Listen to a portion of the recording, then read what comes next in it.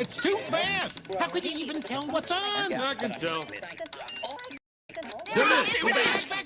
Buenas tardes, profe. El día de hoy le vamos a presentar la tutoría. Somos el preuniversitario Anticoquetas, conformado por Armando Hurtado, Alexisa, Dani Naranjo y Edwin. ¿Qué son los polígonos? Los polígonos son figuras geométricas planas que están formadas por segmentos de recta llamados lados. Estos lados están unidos en sus extremos formado por vértices. Los polígonos pueden tener diferentes números de lados, lo que determina su nombre específico aquí. Tienen algunos ejemplos de polígonos comunes, que son por ejemplo, el triángulo, que tiene 3 lados y 3 vértices.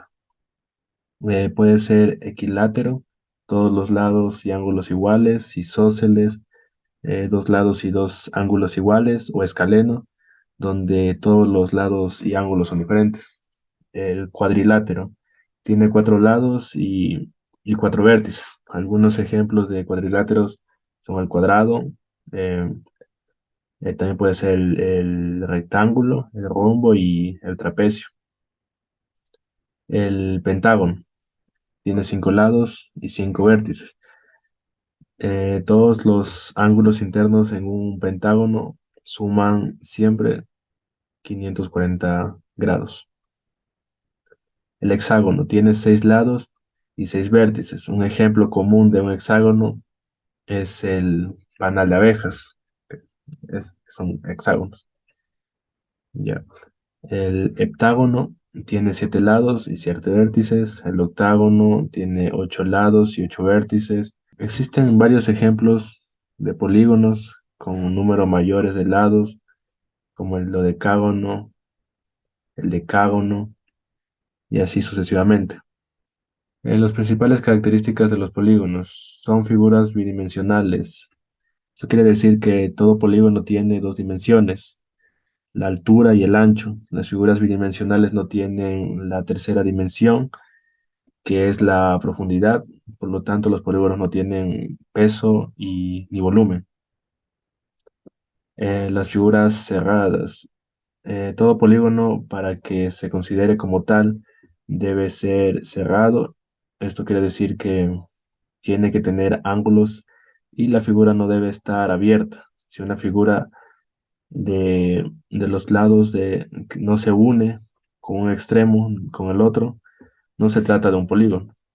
Están formados por segmentos o líneas rectas. Los lados o líneas del polígono deben ser, sin excepción, rectos.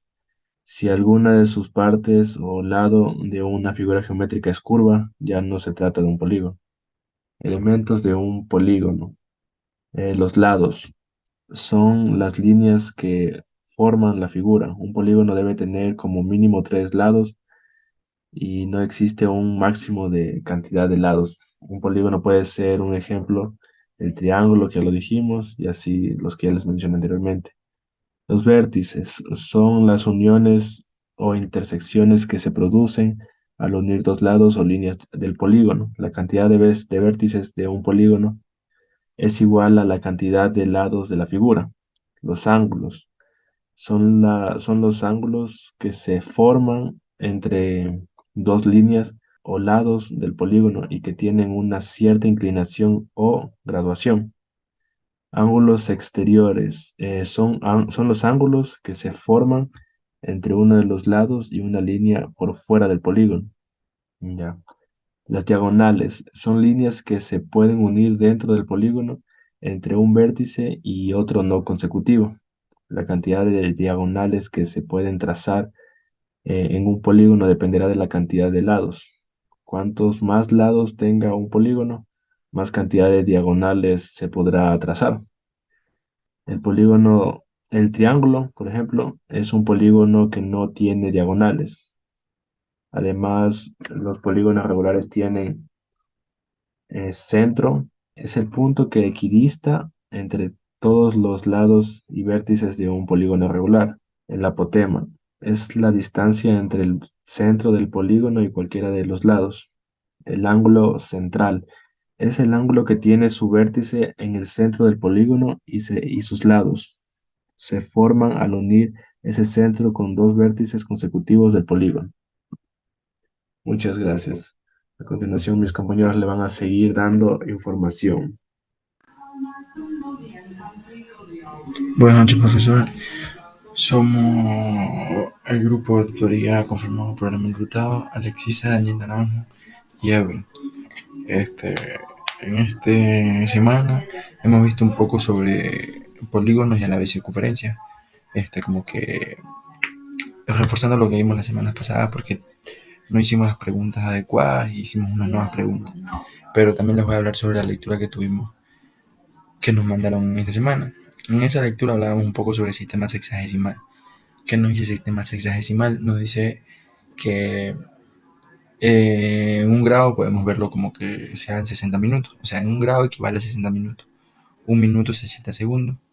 Entonces podemos tener un factor de conversión para convertir de grados a minutos, segundos, o a la vez de minutos y segundos a grados.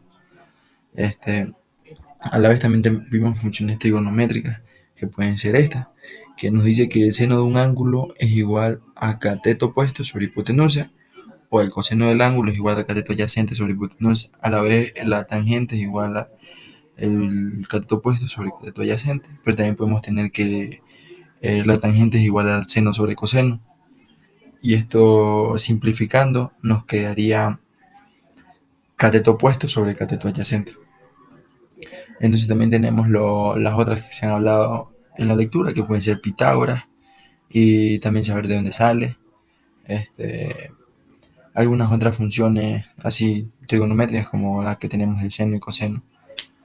Y eso sería mi exposición de esta semana, profe. Gracias.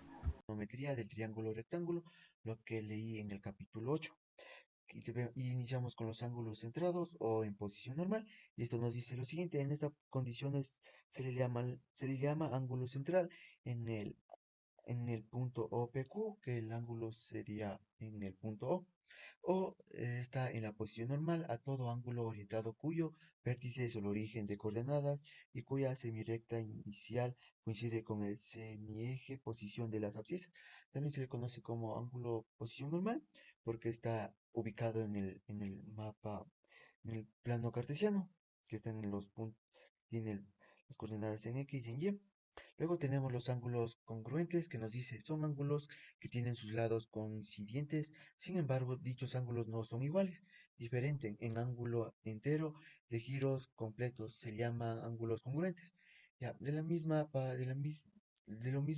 para los ángulos orientados en sentido negativo. Aquí podemos ver una pequeña imagen para ver cuáles son los ángulos congruentes. Y esto sería porque hacen unos giros completos que pueden ser uno o dos o más. Luego tenemos sistemas de medición de los ángulos que nos dice son ángulos que se representan por grados sexagesimales, grados centesimales o en radianes. Y aquí podemos ver cómo se representan los grados, que se representaría con un pequeño circulito que estaría parte inferior de cualquier número. Y luego tenemos los minutos, que sería con una pequeña coma, y los segundos con dos comillas. Y aquí tenemos que un grado es igual a un minuto y un minuto es igual a 60 segundos. Y aquí tenemos una pequeña gráfica donde podemos ver los radianes que están en la parte de afuera y los grados en la parte de adentro. Podemos ver que 30 grados es igual a pi sobre 6, que estos serían los radianes. Luego tenemos razones trigonométricas, que sería el seno, coseno, la tangente, la cotangente, la secante y la cosecante. Ya, y esto nos sirve mucho para encontrar los ángulos. Como aquí tenemos una pequeña gráfica, queremos encontrar los ángulos. ¿Cuál sería el valor del ángulo C y del ángulo B? Porque solo sabemos del ángulo A, que sería de 90 grados. Ya, y para esto utilizaríamos las razones trigonométricas que están aquí, que aquí están las razones trigonométricas para calcular el ángulo B y para calcular el ángulo C, y aquí están para calcular el ángulo B, que sería secante B del ángulo B es igual a cateto opuesto sobre la hipotenusa, y así sucesivamente. Estos serían útiles para encontrar los ángulos, el ángulo B y el ángulo C. Y esto sería todo. Gracias.